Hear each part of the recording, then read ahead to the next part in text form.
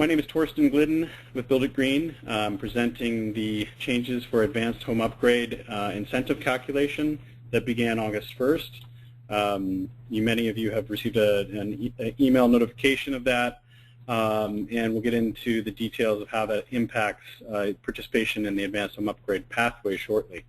With me today is Milena Corona, who will be monitoring questions as they come in. We'll have time at the end to go through and answer questions, so submit your questions via the little panel in the webinar interface on your computer as they come to you, and we will go through the questions at the end. We've got an hour budgeted. We should be able to get through the slides significantly quicker than that, so we should have plenty of time for questions. So with that, I will get started. So the agenda in brief is how to add a job in Compass with the new calculations. So most of you are familiar with Green Energy Compass, which is the job submission portal for advanced home upgrade. And then estimating the new savings percentage and rebate amount outside of Compass. So Compass will perform the new calculation for you automatically when you upload your XML file from EnergyPro. But there are times when some folks use Econ 2 reports in their sales, and there are times when you want to sort of move that process in front of actually getting through all the document submission, job submission work. So there is a calculation tool available for you to make that calculation outside of Compass, and also theoretically you'd be able to print that out and present it with your estimate for your client if you need to, or at least use the data from it and track those estimations outside of Compass if you so choose. Now, using Compass is probably a better way to proceed, but realize that there's a significant some level of connectivity and time constraint to that, so that's why there is this additional estimation tool. And then resources and questions we'll go over at the end. In brief, the brief overview on what this calculation change is that there's a regulatory requirement to modify the savings coming out of EnergyPro. It was deemed that EnergyPro was overestimating savings in many cases. We've been discussing this for a while at different events, and the change is finally upon us. We do realize and acknowledge that it affects a lot of people's sales potentially, so we do have in place a way to get rebates of the expected amounts you've already sold to certain clients for those clients that wouldn't benefit from the changes. And so as long as you're able to turn in a list of those prospective clients, and based on you using the estimation tool, finding out who wouldn't benefit from it, because it's usually going to be the dividing line in most cases, then you can submit that list to us. We'll help you get the original incentive amount for that client. Now, that is going to sunset at some point, so what we're targeting is get your list to us at the latest by the end of next week, so we can get things processed through Compass in a one-time exception for those clients who've already sold the former EnergyPro only savings percentage calculation and corresponding rebate amount too. Going forward, you'll have to use the new calculation that'll be available in Compass for you to see, as well as in this offline estimation tool, calculator, if you will. So with that, we'll get started. We do have a slide explaining, what those changes were a little bit later as well. So hang tight. We'll get to that in a little bit. So in terms of adding a job in Compass, it hasn't changed much based on the new incentive calculation. You're still going to go to Green Energy Compass at pg&egreenenergycompass.com, or you can get there from the Build a Green utility. Right-hand side of the screen, there's some buttons, and if you click the Advanced Home Upgrade Submit Job button, you'll get there as well. Most of you already are familiar with this login portal. Then once you're in, you select the Jobs button, as you normally would. Add a job from from your jobs list screen. And then fill out, as you normally would, all the building data and pick list menus. Make sure that you fill out the additional building attributes section regardless of the note that is under the title of the section. These fields are not optional. And do just, give us the primary heating contribution. Leave it set at 100%, and just which is the primary type of heating fuel is really what we need. These are just some sort of best practice reminders in addition to what we're going to get to in a moment about what the changes are in terms of job submission. Adding a job in Compass also, one of the critical junctures is creating those meters, right? So you add an electric meter. You want to make sure you let us know which is a service provider. So it can be a municipal utility, which is other. SMUD is the biggest municipal utility, so we actually have their own designation in Compass. And then Pacific Gas and Electric, of course, typically. The service ID shouldn't look like this. It should be 10 digits, and it can have a leading zero, so make sure you get those leading zeros in there and make sure that it's 10 digits from the body of the bill, not the account number, but the service ID number. Add a gas meter next, and if there is no gas, you wouldn't need to, but if there is propane or other gas, so SoCal Gas, or I think there's probably a couple locations where there are other gas providers. I think the only one I can think of offhand is Sierra Pacific up near Tahoe, but most of the time it'll either be PG&E or SoCal Gas, and if it's propane, you'd select the energy type as propane, not natural gas, and it would have the selection for, propane service provider in there. Now, for gas service IDs, again, those need to be 10 digits, can have the leading zero also, and then on the SoCal Gas bill, for those of you in shared service territory, PG&E Electric, SoCal Gas, that is also a 10-digit number, can also have a leading zero, but there's only one account number on a SoCal Gas bill because they only supply natural gas. So you just pick that number, make sure it's the first 10 digits, and enter that there. Next step would be to actually start the application process as an application. So what you've just done is add a building, basically, with its meters. Now you add an application. So the first step takes you into audit tracking, and in that critical screen, you must select Energy Pro as the building modeled by type. So don't select Surveyor. It's a legacy of the former BASIC program. Only select Energy Pro. And then click Save and Continue. Once you're in that next screen, you also are adding your BPI building analyst. So you're setting the details for the test-in assessment and clicking Save and Continue.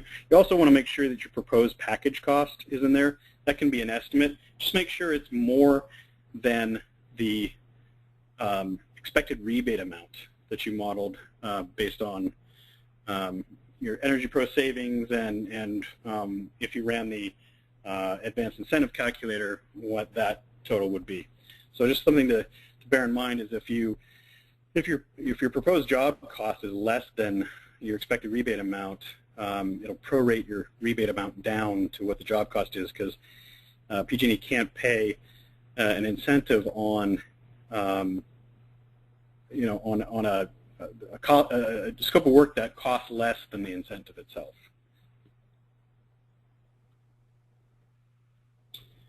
The next step is actually submitting your documents, and just one point of reminder here is that you need to output a correct XML file. So this window actually looks different now. It's a longer list, but the type of file is the same. So output a Title 24 XML schema file from Energy Pro. That is critical because if we don't have that, then Compass will not read an incentive. And there's, so two parts to that reading the incentive issue. The second part is when you upload an Energy Pro XML file, you got to make sure it's set to Energy Pro output.xml as an upload file type. So when you're in Compass and you're uploading your files, it actually is not that important what you classify the other files as when you upload them. What is critical, I mean, it's good to get the file extension matched to one of these things in here if possible. But the critical one, the one you always must have selected correctly, is for the XML file. So you've got to select Energy Pro Output XML file, and then pick your XML file from your desktop or wherever you're uploading it from, and then click Upload. If that's not done, the incentives will show up as 0 in Compass, and it'll eventually need to be done before we proceed. So it'll just slow down the job submission process. The next step, once you get all your documents uploaded, once the XML file is uploaded, it'll populate this section, the proposed improvement section, by itself. So those proposed improvements will be read out of the Energy Pro XML file. And so it's actually fairly important that you don't use this button, the Add Improvements button, because it just confuses things in terms of desktop review. It's much easier to just let the XML file parse that data out of it and render into Energy Pro, and then you have a quick reference for what that job scope of work looks like. It doesn't get down to the detail that you would have on your scope of work necessarily, because, like for instance, where it says HVAC system, that could include a furnace and an air conditioner. It doesn't give any of the details. But it's a quick glance way of seeing what the relative scope of work was on that project. And it comes out of the XML file once it's uploaded to Compass as an XML file. But the next step beyond uploading the files, because this happens automatically, is actually adding the incentive. And in the past, you've only needed to add one incentive type. That was just the service provider configuration, so PG&E gas and electric, or other electric, PG&E gas, that sort of thing. Now you actually need to you add 3 types of incentive. One is that was the tier-based incentive, which is the one you've always been in the past uploading or adding. And then you're going to add 2 new types of incentive. That is the bonus kicker for kilowatt hours and the bonus kicker for therms. Now, there is a nuance to that too, which we'll get into in a minute. But it's important that once you've clicked Add Incentive, you actually, the first step is to select the funding source type. That will always be PG&E Advanced Program. Under no circumstances will you ever select anything else unless you're trying to have the contractor, you as a contractor receive the rebate. Then there'll be a, actually that'll be in the incentive type. So let me move forward. So it'll always be PG&E Advanced Program. So let me get to the next one, which is incentive type. So what I was describing just a moment ago is this list, if you're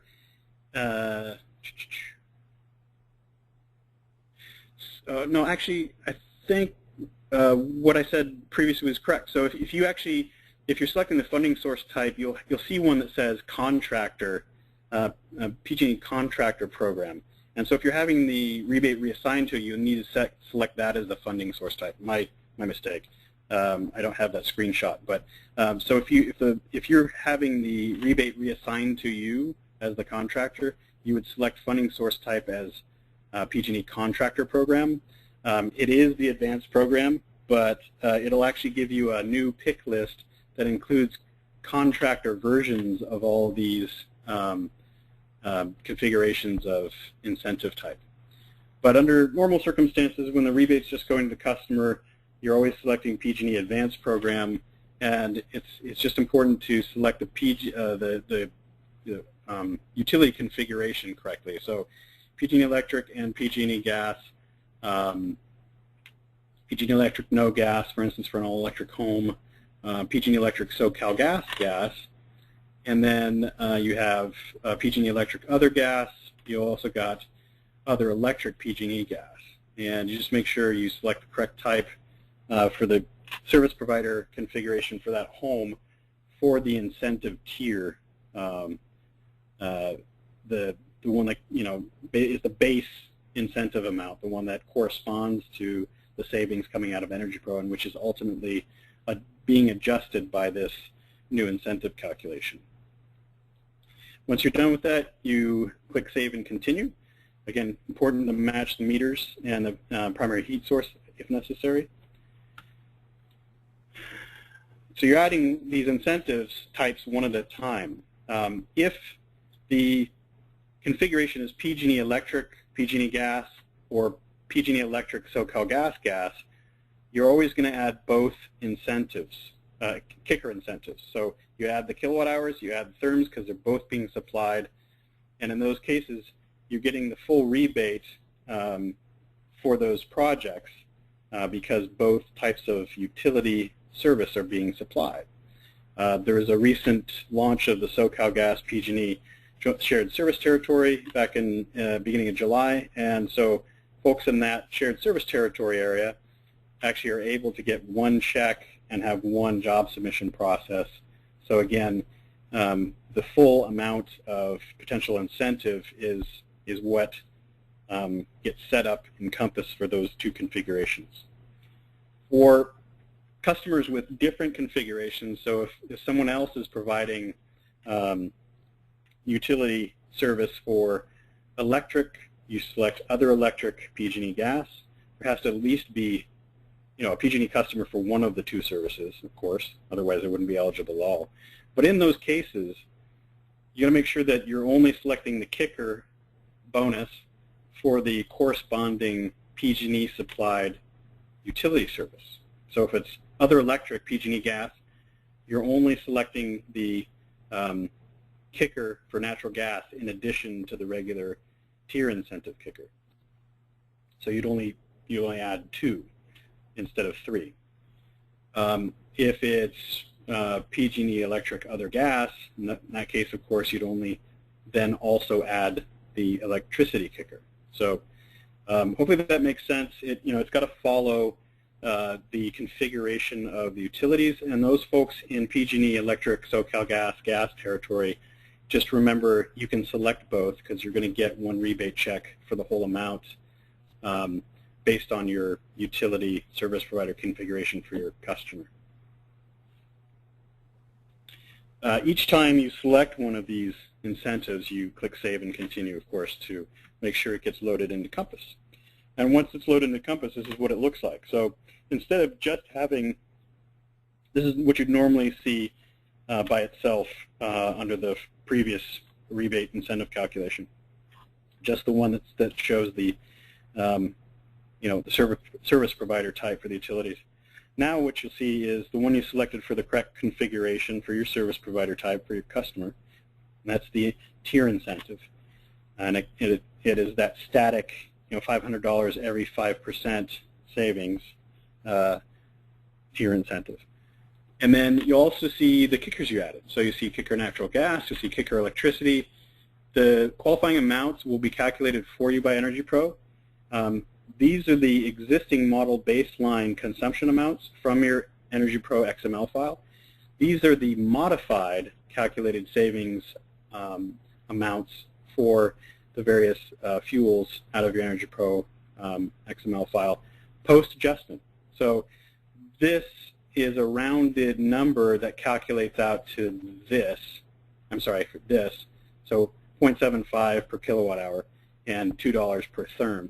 Now, this qualifying amount is more accurate because it's not rounded. So it relies on what comes out of your Energy Pro XML file and what you see rendered in your Econ 2 report from Energy Pro. This is just a quick display for sort of the general consumption characteristics of the job you uploaded.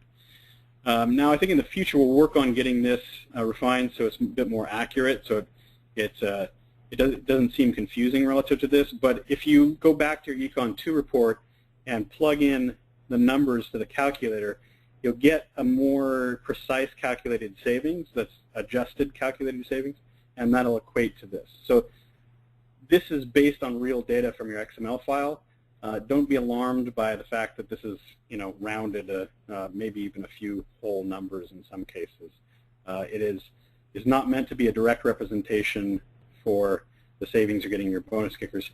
That's in your XML file, and it's represented and shown in your Econ 2 report from your Energy Profile. Once you've taken a look at the incentives you added, make sure they're correct based on that project, service provider configurations, and so on. You click Submit for Review and continue. Once you select the Submit for Review button, it'll get your job scheduled for desktop QA review. And then just some reminders. The next step would be once you've passed QA desktop review by Build Green staff and gotten the notice to proceed, the next step is to add the full, your post-installation data, which is called full application in Compass. And you go through the same process, of course, as most of you are familiar with, of adding your post-installation files, and then you go through that same set of steps where you're adding the correct incentives corresponding to that utility service provider configuration. So you're either adding you're adding the tier incentive, and you're adding either one or both energy-based bonus kickers incentives. Excuse me. It's also important to note that when you're communicating with Build Green's QA desktop review staff, or customer service, or whomever, field verification even, it's very helpful to use the confirmation code that's provided in Compass. It's the quickest way to access data, or at least communicate about these jobs that you have inquiries about when speaking with Build Green staff. So just a best practice. Next step after that would be add another job, and you're on your way. There's not a lot different about job submission in Compass. It's mainly just that you're adding additional bonus incentives to make sure your customer can get the most available rebate. And that's it for that section of presentation.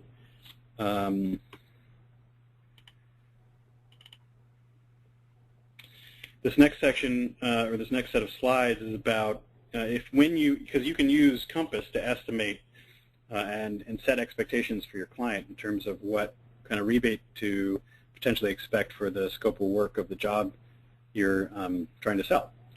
When you can't, you don't have the time to go into Compass, or you need to work out in the field without an internet connection or whatever, you can use this handy Excel-based calculation tool, this estimation calculation tool, in order to do that. And this is what it looks like. It's available for download on the Build a Green Utility website under Document Library, and we'll show you where in a little bit. That's a slide towards the end of this section of slides. So step one when using the calculator tool would be to enter your application number and or confirmation code number. Some of you folks will have access to the application number from information we present to you. Typically, it'll be your confirmation code number. In the future, you'll be able to use the application number that some of you may be familiar with Home Upgrade, because they'll both be using the same online portal.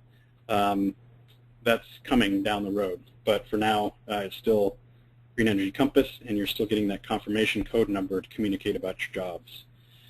Enter job site address. This is all really for your own use to be able to like save different estimate calculations and know which one you were trying to run, because they're all based on data coming out of your Econ 2 report from Energy Pro. So job site address, you as the contractor or rater, that is participating contractor or participating rater for the Energy Upgrade California program, PG&E, and or PG&E SoCal Gas Service Territories. The Econ 2 report out of Energy Pro shows you consumption and its associated savings. So the next step is actually enter the consumption, existing consumption shown in the Econ 2 report, and the proposed consumption based on the modeling you did that is based on the scope of work for the items you're upgrading, the measures you're upgrading in the alternative section. So you would enter that here. So right here it says electric consumption, enter kilowatt hours. These are, again, like these fields, there are fields you can enter data into. You enter the existing consumption, or sort of baseline, if you will, from the Energy Pro Econ 2 report. You enter the proposed consumption, which is the proposed improvement, and you do that on the electric side. You also do that on the gas side in therms. But before we get there, this is where you would find that data in the Econ 2 report. So Energy Pro can output an Econ 2 report from the report section, make sure it's coming from the res performance module that you're using for modeling, and not like the Title 24 module or CalCerts or whatever.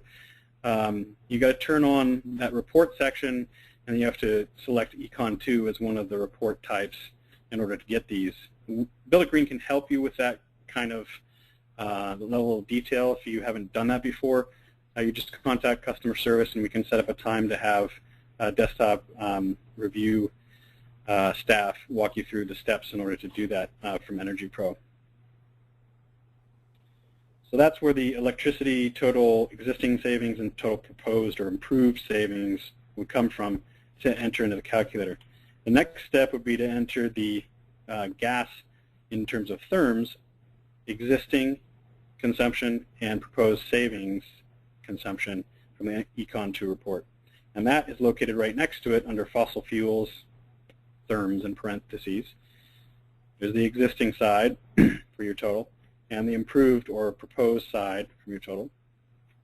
Take and plug those into the correct boxes in the calculator. So existing right here, and proposed right or improved right here. You also, did I miss a slide here? For some reason this only advances instead of, all right, sorry about that, folks. Hold on a second. Get back to the right slide. All right, so that's the right slide. All right, so that's where you would enter it in the calculator. Yeah, so, and that's where it is in the Econ 2 report. The next step is to actually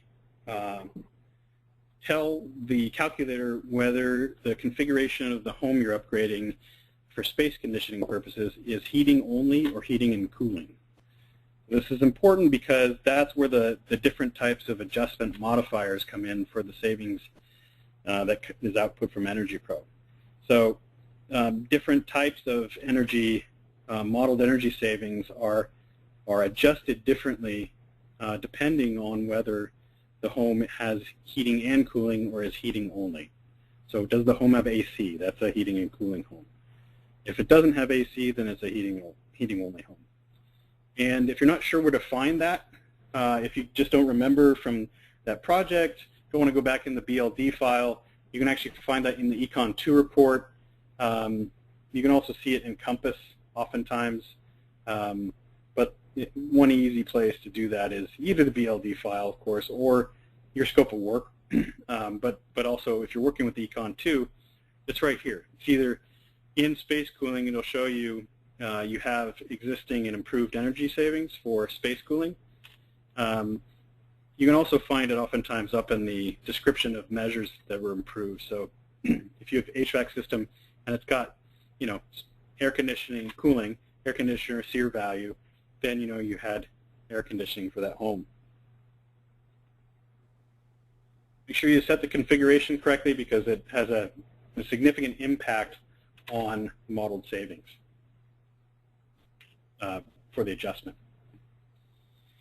You also want to select the building's utility provider configuration. So just as Compass does, it gives you different configurations of, or it allows different bonus kickers depending on the different configurations. Either you can get both, or you can only get one or the other. So PG&E gas and electric, you get both kickers. PG&E electric SoCal gas, you also get both kickers. PG&E gas other electric, meaning SMUD or other municipal utility, you only get the gas, the therms kicker, in addition to your tier incentive that has been adjusted. And then, obviously for PG&E electric other gas or PG&E electric no gas in all electric home, other gas is typically propane because SoCal gas has now got its own pathway. those will only give you the kilowatt hours kicker, obviously, because that's the fuel that, or utility that PG&E supplies. If you set that correctly, there's a pick list, so when you select this field, it'll actually, it's a drop-down pick list menu. You'll be able to select one of these, just like this previous one, for heating only, heating and cooling. And then once you've got everything entered, so these three sort of bookkeeping fields, and then the 1, 2, 3, 4, 5, 6 selectable, enterable fields that yield the actual calculation. This is what this is where your adjusted site savings will be. So the original site savings, which you can't see here behind this note, is what comes out of the Energy Pro model, and the adjusted site savings is what happens when these modifiers are applied based on the CPUC required adjustments to Energy Pro savings. So this will be the new kilowatt hours post-adjustment, the new therms post-adjustment, and their correspondence in BTUs, because in order to calculate savings, we need to speak apples to apples, so to speak. So that's why everything's converted into BTUs. These are the adjustment modifiers, which we'll show an image on in a moment, and what the differences are. But once you select the space conditioning type, it'll adjust this for you and get the correct modifier applied in there. And then this is what your new rebate total will look like. So what in the past, which you can't see here, is this says about 25.2, I think, maybe 25.6% site savings out of that Energy Pro model. It has been adjusted down to 17.37 based on these modifications, these modifiers, regulatory modifiers. Now, that equates with a $1,500 rebate instead of a $2,500 rebate. However, these bonus kickers add back in the adjusted savings, post-adjustment savings based on kilowatt hours at $855 in this case, and the adjusted therms, post-adjustment therm savings as the kicker for therms, $412, and you wind up with a rebate that's $2,768 instead of $2,500. So while this isn't true in every case, it is true of most typical scopes of work, especially when equipment change-outs are involved, and especially when the scopes of work are broader, more extensive. The more extensive they are, and the deeper those improvements are, the more likely it is to turn out positive, so a net gain. Now, it's fairly unusual for it to turn into a net loss, but it can happen, and it typically happens when the scopes of work are fairly light in terms of improvement, or limited in terms of number of measures, and or if they only focus on the building and shell stuff and don't really have anything else in it. Now that depends too, of course, because if the air sealing was really extensive and really effective, or if it was duct sealing and or insulation and it was pretty substantial improvement, that can still yield a net positive on the, a net gain on the incentive amount. You're just going to have to play around with the calculator and or compass and find out which jobs will benefit, which ones won't. And again, in order to accommodate folks that don't get an improvement for the time being, for the next, as long as you can get us a list by the end of next week, we can help process those projects with the original expected rebate amount. But going forward, any new jobs you sell, you got to use the calculator or compass to figure out the new adjusted site savings and bonus kickers, because that is the new rule. It's a regulatory requirement, and it's the new way things are done. If you are selling your work to your clients based on the amount of savings they could expect to see going forward, and you need to be careful about how you manage expectations there too, because again, their behavior can affect what they'll actually see in their bills. So this again is just when you you present the potential energy savings in addition to the expected rebate amount.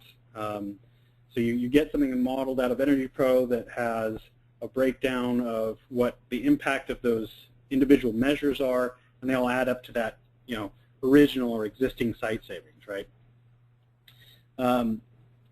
The adjusted site savings is going to be different based on these modifiers that are required by the CPUC.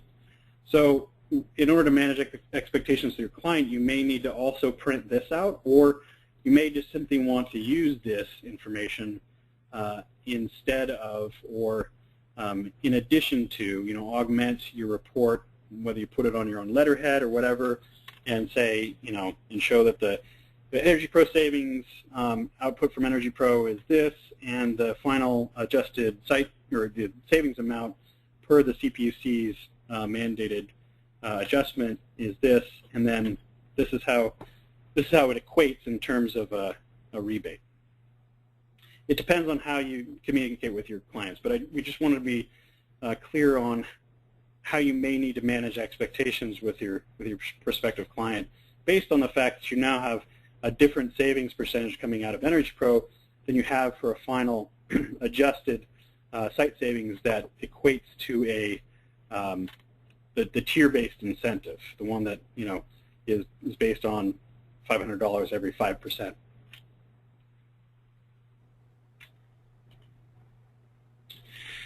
So again, this is a brief overview of a slide many of you may have seen in the past. It was at the Contractor Exchange back in March, in addition to places we've been holding forums around the state of California. And it basically shows the structure of what this adjustment is, what it represents, what it looks like. The tier-based incentive is using the same rebate structure that we have been all along. So every 10%, at 10% you get $1,000, and every 5% thereafter you get another $500, all the way up to $4,500 for your tier-based incentive. That is now, of course, based on a percentage amount that's been adjusted out of Energy Pro based on these adjustments. So again, the heating and cooled homes, for the electrical side of the savings output, that gets reduced by 60%. So what it's saying is that, or at least the state of California, CPUC, has deemed that Energy Pro is overestimating savings on the electric side for a home with AC by 60%. So the modifier is 0.4. You get 40% of the original savings. And on the natural gas side, it's a smaller modification. It's modification 20%, so you get 0.8 as your modifier, or 80% of the original savings out of Energy Pro. That's for a heating and cooled home or a heated-only home. On the electric side, for a heated-only home, basically what that says, it's a modifier of 1, so it's a pass-through. It's the modeled savings is the same as you get to claim. But that's essentially because where the main issue is with air conditioning. And those are the realities we're dealing with. This is what the modifier required by the CPUC does to the savings out of Energy Pro. And one of the reasons for these bonus kickers is to not only incentivize customers to do deeper, broader energy retrofits, but also to smooth over the reduction that the scopes of work that you used to produce in the past now produce in terms of expected savings, relatively speaking. Of course, every home is a bit different, so you really have to run that model and get the savings output from the Econ 2 in order to find out what the difference will actually be. But suffice it to say that these bonus kickers do bridge the gap in many cases, with a few exceptions. Now, on the other hand, or in addition to that, you also find that the final incentive amount has been raised to $6,500. So if the tier-based incentive hits, 45% or better savings even after the adjustment, which is still, of course, possible, you get that $4,500 tier incentive as your base incentive amount, then you also get the kickers, or kickers. Usually, to get here, you're also oftentimes you've got both utilities under, it's either PG&E Electric, PG&E Gas, or PG&E Electric, SoCal Gas. But anyway, and you're getting both bonus kickers. Those bonus kickers could potentially lead you to a total rebate amount of $6,500, or in some cases even higher. So the latest is that the total expected, or the eligible rebate amount, the cap of $6,500, is really just for public marketing. You're under the program, you're not allowed to market any more than a potential of up to $6,500 in incentives. However, if you can model, if this particular project, based on the scope of work and the circumstances, yields savings that, with the inclusion of the bonus kickers, gets you above $6,500, which is possible, you can then get that full amount for your client. So the cap is de facto, in effect, lifted, but it's not something you can market to your customers. So you can market up to $6,500 in rebates. You just can't, market $10,000 or $15,000 or the sky is the limit, that sort of thing, because in most cases that's not going to happen. It's pretty rare to get above $6,500, but there are those consumers that are consuming a lot of energy, and if you do a really deep, broad retrofit, improvement, update, upgrade, you can get them more than $6,500. If you have any questions about that and how that works, it really is pretty seamless.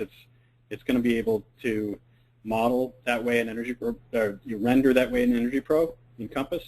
I'm sorry, not Energy Pro, in Compass. You'll see it rendered in Compass. There's not really anything more you need to do, but if you have any questions about it, again, by all means give Bill Green a call, contact us, questions and concerns about that. I can't emphasize enough, don't communicate more to your customers than $6,500, but there are those customers that may be able to get more than $6,500 based on this new Advanced Home Upgrade Incentive calculation. There's also, for those folks that are interested in exactly how this incentive calculation is calculated, how it works, there's a new incentive calculation description document. There's an example at the bottom. And it's basically, it explains the form of the adjustment and kickers. And so the whole Advanced Home Upgrade Incentive calculation taken together. So it starts with disposition adjusted incentive tier amount and that formula right here, and then adds in the performance kickers, which we've just spoken about, kilowatt hours and therms, and it gives you a new Advanced Home Upgrade Incentive amount. They're color-coded because in the example, it shows you the different sections. So this is the adjusted incentive tier amount in red, this is the performance kickers in green, and the new Advanced Home Upgrade Incentive amount in blue. This formula is by no means a scientific set of acronyms.